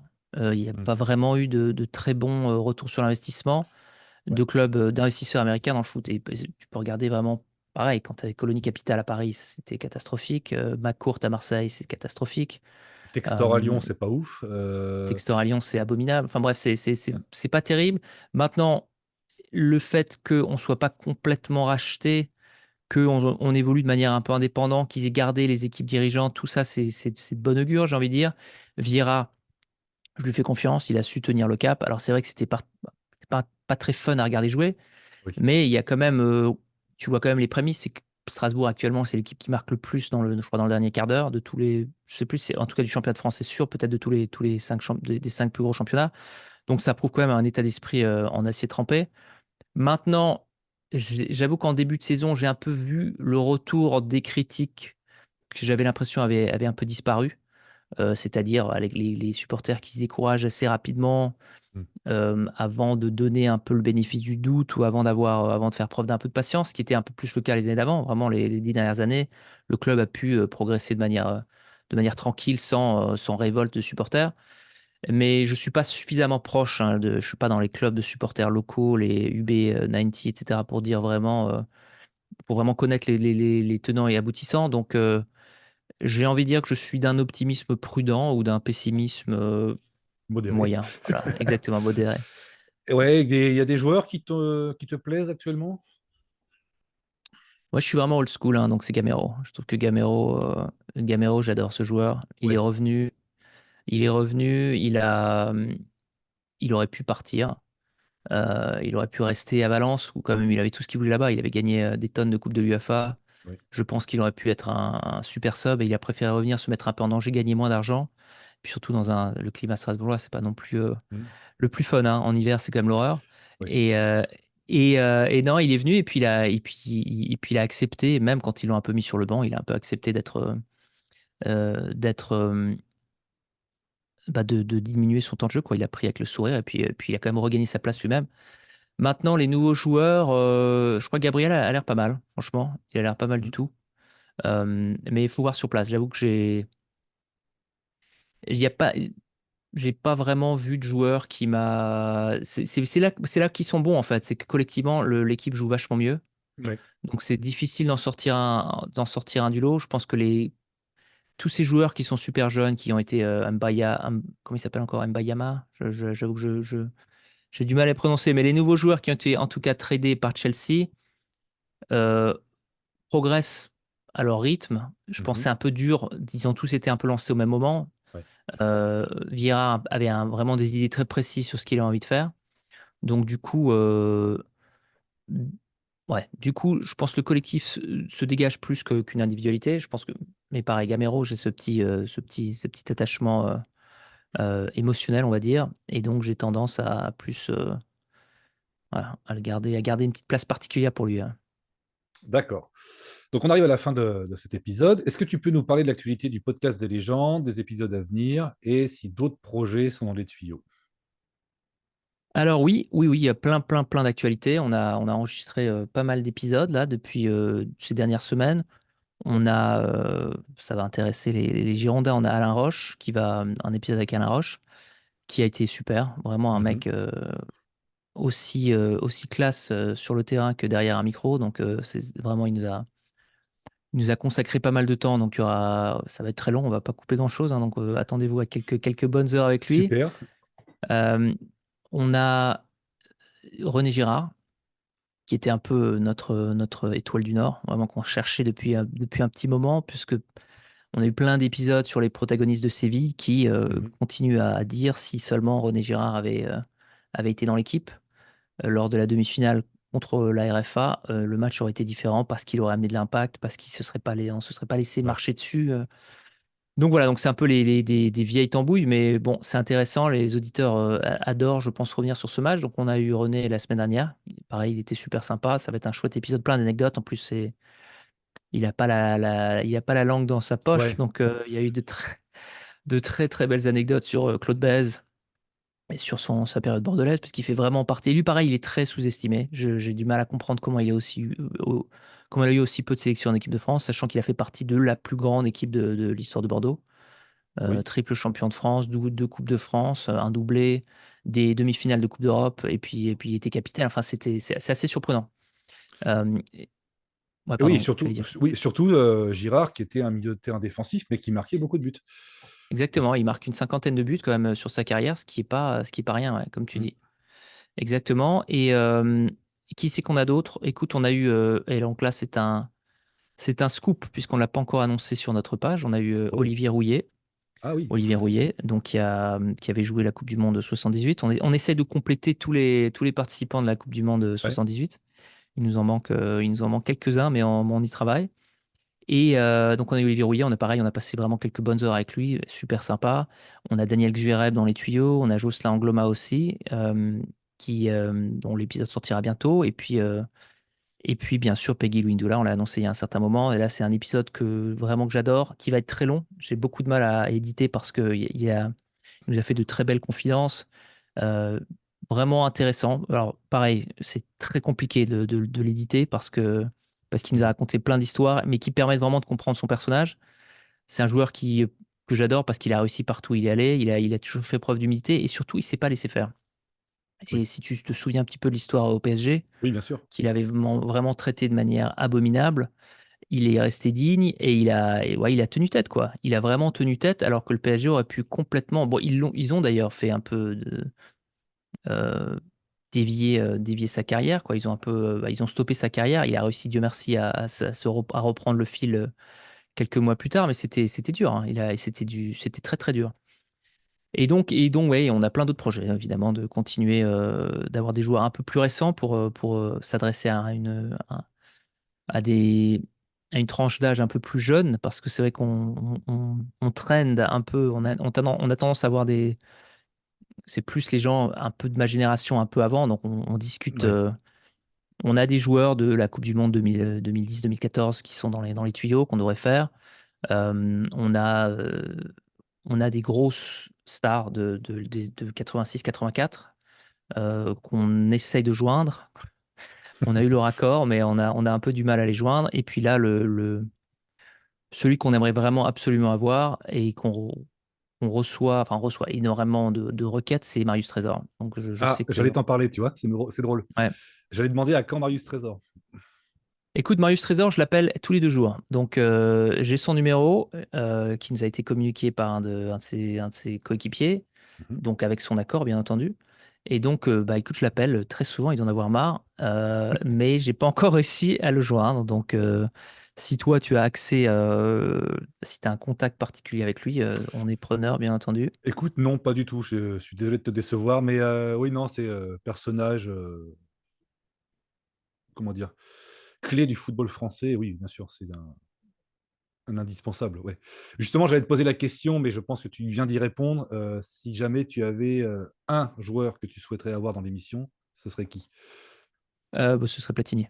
Platini? Ce serait Platini, ouais. Ouais. Pour plein de raisons. Premièrement, j'avais 2 joueurs. Il y a 2 joueurs dont j'avais le poster hein, dans ma chambre quand j'étais gamin. C'était Platini et c'était Maradona. Ah oui. Et pour moi, c'est pas très original, hein, mais c'était 2 joueurs incroyables. Je pense que Platini est révéré, vénéré, adoré encore plus que ma génération, parce que moi, vraiment, je m'éveille au foot quand il est en train de prendre sa retraite. Mais la génération d'avant, qui avait vraiment connu le pain noir de l'équipe de Oui. France, donc il adore. C'est un joueur qui a quand même toujours, qui n'a jamais déçu. Ben, vraiment, il a porté l'équipe à chaque fois dans la mesure enfin, dans ce qu'il pouvait, quoi. Il révolutionne l'équipe de France quand il arrive en 76. Et donc, la génération un peu plus récente ne connaît, bon, en tout cas, ne le connaît pas vraiment comme joueur. Elle le voit comme un dirigeant qu'elle considère comme corrompu. Et du Mm. coup, c'est dommage parce que d'une part, je pense que l'histoire de corruption, elle est pas très claire. Je pense qu'il s'est vraiment fait avoir par les Suisses, par la FIFA. Bon, évidemment, je suis un peu biaisé, hein, mais bon. Et puis, c'est un super joueur. J'aimerais beaucoup lui poser des questions que j'ai jamais vu d'autres journalistes. Bon, et Ouais. pareil, on se considère pas comme journaliste, mais que d'autres lui ont pas posé. Et je pense que c'est un personnage qui est fascinant. Euh, on- Indirectement, on a énormément d'anecdotes par les joueurs qui l'ont connu, qui ont joué avec lui ou pour lesquels c'était le sélectionneur. J'ai très envie de lui parler justement de l'Euro 92 parce que moi, il y a quelques mystères comme ça Mm. qui nous passionnent. Guillaume et moi, il y a cette demi-finale contre la RFA 86, comment ce soufflet a pu retomber de manière aussi spectaculaire Mm. après une campagne dingue où ils font match nul contre l'URSS alors que c'était, excuse-moi, alors que c'était une des meilleures équipes d'Europe. Ils battent les champions du monde italien en maîtrisant de manière spectaculaire. Vraiment, les Italiens sont complètement étouffés. Ils battent le Brésil autour un match incroyable. Et ensuite, voilà, le soufflet retombe. Donc ça, c'était une des raisons hein, aussi un petit peu pour le podcast. Et aussi l'Euro 92, comment l'équipe qui avait survolé les éliminatoires avec le socle des Marseillais qui domine l'Europe à cette Mm. époque-là, comment est-ce qu'ils ont pu imploser d'une telle manière alors que voilà, c'était le même sélectionneur, c'était plus ou moins le même groupe. Et on a eu des bonnes pistes. Hein. Bon, pour ceux qui écoutent les podcasts, vous aurez sûrement quelques réponses. Donc ça m'intéresserait énormément de l'avoir. J'avoue que les plus jeunes générations, on me dit souvent, ouais, tu penses si tu avais Mbappé, tu penses que ça t'intéresserait? Ouais. Bref, bon, évidemment, si on nous le propose, hein, Kylian, on te prend, bien entendu, ne te vexe pas, mais c'est l'idée vraiment du podcast des gens, c'est de revisiter les carrières et c'est vraiment d'avoir ce recul qui est hyper intéressant. Notamment, on revient souvent à Stopira et c'était vraiment une chance incroyable de l'avoir parmi nos tout premiers. C'est parce que c'était exactement ce qu'on voulait. C'était un super joueur qui, je pense, aurait pu avoir une meilleure carrière. Donc, comment est-ce que lui il voit sa carrière? Et il le Mhm. dit lui-même que voilà, une fois qu'il a dépassé son père, il a peut-être eu un peu de mal à trouver la motivation. Mais c'est aussi quelqu'un qui a eu des ennuis de santé. Dieu merci, il va beaucoup mieux. Il a eu un cancer de la gorge. Ouais. Et je pense que ça lui a permis de faire son travail rétrospectif et introspectif. Et du coup, il a une vision vraiment très réfléchie sur sa carrière et sur sa personnalité, voilà, comment il s'est construit avant, après, et qui est hyper intéressant. Et c'était un peu ce qu'on cherchait, parce que c'est juste pour parler technique, expected goal, c'était vraiment pas Ouais. du tout ce qu'on Ouais. cherchait. C'était vraiment le côté humain. Et donc, ce serait intéressant d'avoir Michel Platini. Donc, on a essayé, hein. On continue à essayer. J'ai parlé à son représentant. J'ai promis qu'on allait le rappeler, même s'il n'a pas envie, mais on va continuer, hein. On va pas, On va pas lâcher l'affaire. On l'espère en tout cas, parce que c'est une chouette émission, chouette podcast que j'ai découvert il y a un an, je dirais, peut-être un peu moins d'un an. J'avais commencé par l'épisode avec Olivier Dacour, que j'ai D'accord. trouvé vraiment. Bon, déjà, c'est un joueur que j'adorais. Et que voilà, et votre émission permet de justement et fait ressortir la personnalité des joueurs plutôt que justement ce que tu disais, le côté technique. Et ça, j'ai trouvé que Olivier Dacour était quelqu'un de formidable, enfin avait Ouais. l'air de quelqu'un de formidable. Et en fait, cet épisode avec Olivier Dacour a été l'épisode qui m'a mis le pied à l'étrier. Et depuis, j'écoute à chaque fois qu'il y a un épisode. Et c'est vraiment. Bon, bah, écoute, c'est gentil, hein. Parle-en autour de toi. Ah, t'inquiète pas, Ça je fait vais toujours partager plaisir. le lien dans la description de la vidéo. Et puis nous Sympa. allons brûler des cierges pour que Michel Platini vous dise oui. Écoute, on espère. On l'attaque par plusieurs fronts, Ça donc finira bien par espérons. passer. Exactement, exactement. On va le coincer. On va le coincer. Voilà. Bah écoute, merci en tout cas. Et toi, Merci à ça fait combien toi. de temps que tu fais ce petit Écoute, projet? alors j'avais avec un ami, on a commencé, c'était l'an passé, on faisait des rétrospectives des saisons des Girondins qui étaient marquantes. Donc le titre D'accord. de 99, le titre de 2009 et d'autres saisons qui nous tenaient à cœur, tu vois, pas forcément des saisons couronnées de succès. Mais moi, je me souviens, il y avait un joueur qui s'appelait Savio, qui jouait au Real Madrid, qui a joué à Bordeaux, qui m'a laissé un souvenir extraordinaire. Donc, on a parlé de la saison 2002-2003. Puis, on s'est dit qu'on allait donner la parole aux supporters et parler d'autre chose que de Bordeaux, mais toujours avec ce côté, comme vous, un peu nostalgique, petite capsule Ouais, temporelle, et parler, exact. Ouais, parler du passé, quoi. Voilà. Donc là, ouais. tu es Non, le mais deuxième c'est. invité. Bah écoute, c'est Voilà. sympa. Ouais, le côté nostalgique, c'est assez énorme en fait. Mm. Je pense que c'est complètement sous-estimé, pardon, parce que les gens associent vraiment les matchs avec les émotions qu'ils ont Oui. ressenties, mais pas forcément le résultat. Alors, le résultat, évidemment, ça aide beaucoup. Mais je vois sur notre page Facebook, quand on met des extraits de certains matchs, les souvenirs qui affleurent. Les gens qui Oui. disent: «J'ai vu ce match avec mon père, j'ai vu ce match avec ma mère, je me souviens», et c'est vraiment cette capsule, exactement comme tu dis, ouais, cette capsule temporelle nostalgique, C'est la Madeleine de au-delà Proust, en des fait. joueurs. Exactement. C'est ça. Non, à 100. Et moi, j'ai travaillé pendant 7 ans dans le catch.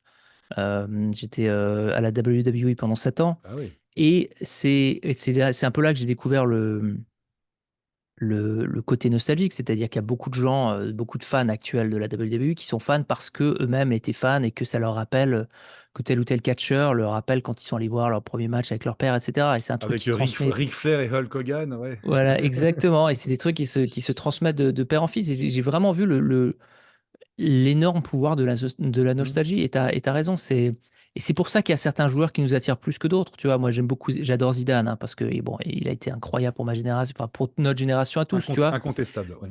Tu vois? Mais un joueur comme Farjon, un joueur comme Gérald Passy, c'est une autre époque. C'est là où tu commences à découvrir le truc, où tu Ouais. connais un peu moins, tu es encore un peu naïf. Tu te dis, il y a pas c'est impossible que Toulouse, après avoir gagné 5-1, qu'ils vont pas se qualifier, tu vois? Et puis finalement, ils perdent, et c'est des petits trucs comme ça Ouais, que, bien sûr. et tu te rappelles, et donc de les avoir, d'avoir eu Passy et Farjon, c'était génial, par exemple, tu vois? Même, je pense, ouais, c'est-à-dire, tu me dis, voilà, tu préfères avoir Farjon, Passy, ou tu préfères avoir je sais pas, un Thierry Henry, tu vois? Je préfère avoir un Farjon, un Passy. Oui, Alors bien évidemment, Thierry, si tu nous écoutes, hein, on t'accueille aussi pareil avec plaisir, mais parce que voilà, c'est des trucs que tu as moins l'habitude de voir, et puis tu veux savoir ce qu'ils sont devenus, et puis voilà, tu as envie d'échanger avec eux, quoi. bien Et sûr, c'est oui. souvent des super mecs. Oui, et puis ça rappelle une période où tout était un peu plus simple. On était adolescents, on n'avait pas de soucis, on n'avait pas forcément Ouais, de. Tu vois ce que je veux dire? On n'avait exactement, exactement, pas de problématiques particulières. On se contentait de regarder les matchs et puis voilà quoi. C'était nos exactement, seuls soucis, c'était lié au football. Voilà. exactement, Donc voilà, exactement. c'est ce qui C'est nous. sympa. Et alors, tu as d'autres supporters là dans le pipeline? D'autres clubs? Écoute, il va y en avoir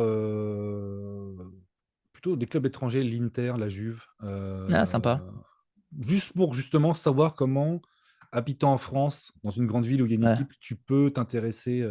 Quel est le cheminement en fait? C'est ouais, ça, en fait, le but, c'est de savoir quel est le cheminement, qu'est-ce qui mène au supportariat, quels sont justement les éléments déclencheurs. d'accord.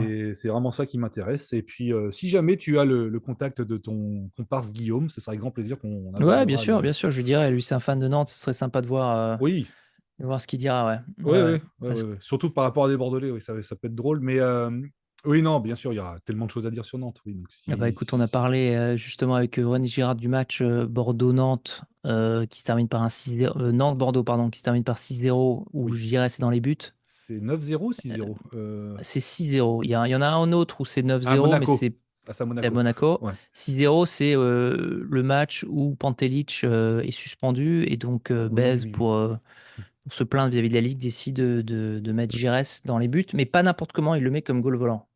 Je sais pas si tu connaissais un peu cette histoire Je connaissais, oui, l'histoire, je la connais par rapport à Pantelich qui de avait frappé Pantelic, un ouais. arbitre, c'est ça Ouais, Pantelic avait frappé un arbitre de touche avec le, avec Le le, drapeau. avec le, avec le Ouais, drapeau, ouais, ouais. ouais, et qui donc du coup, ouais, il a été suspendu. Bez trouve que c'est scandaleux qu'il soit suspendu pendant 1 an. Et donc, du coup, juste après que la sanction soit tombée, il décide comme c'est le dernier match et que de toute façon les classements sont plus ou moins figés, qu'il n'y a pas de conséquences, Oui, d'accord. il décide de faire entrer, il met Giresse, goal, mais goal volant. Tu vois, Mm. c'est-à-dire que si tu regardes, je connaissais vaguement l'histoire, mais j'ai vraiment redécouverte avant l'interview de René Girard. Et tu vois effectivement les images où tu vois Giresse qui est milieu de terrain avec le gardien, avec le maillot du gardien de but. Tu vois, il y a un maillot rouge du gardien, sachant qu'il fait 1,62 m, hein. Oui. Et il joue au milieu, il goal volant. Et donc, chaque fois qu'il y a une action nantaise, c'est Marius Trésor qui est dans la surface et qui est genre qui essaie d'arrêter la balle, mais Ouais. sans les mains, tu vois. Mais c'est Oui, complètement oui. extraordinaire. Oui, C'est une histoire de dingo, oui, mais oui, bien totale. sûr. Ah Et oui. c'est là que tu dis, punaise, Claude Bèze, c'était un personnage. Alors, c'est Ah sympa oui. d'avoir fait une série sur tapis, mais il faudra en faire une sur Claude Bèze. Oui, je pense qu'il y aurait autant à dire, oui. Ouais, si ce n'est plus, ouais, non, parce qu'il y a Ouais. des histoires. Les joueurs ont un peu de pudeur, ils les racontent rarement, mais je pense qu'il y a des, il y a des belles histoires à Ouais, raconter, hein, sur ouais, la période ouais, Claude Bèze. ouais, bien sûr, bien sûr. Surtout, bah, toutes ces périodes avec de grands succès, hein, Ouais, ouais, c'est assez riche. Ouais, écoute, ouais. Michel, il me reste plus qu'à te remercier encore une fois. Bah, merci à toi, Pierre. Tiens-moi au Euh, courant quand tu as fait le montage, hein. Écoute, le montage, je pense qu'il sera fait mercredi. La vidéo, si tout va bien, s'il n'y a pas de problème internet, sera en ligne jeudi. Je t'enverrai un petit D'accord. message sur Instagram et puis voilà. Et puis D'accord. Bah, écoute, merci n'hésite pas encore. à couper, hein. Je sais que parfois, je digresse beaucoup, mais Il n'y a pas de problème. n'hésite pas. Gilbert digresse, s'il te plaît. Sur Joli. son bon mot. Merci Joli, encore. joli. Merci à Bonne... toi. Bon courage, hein, et à très Merci. bientôt. À très bientôt. Bon après-midi.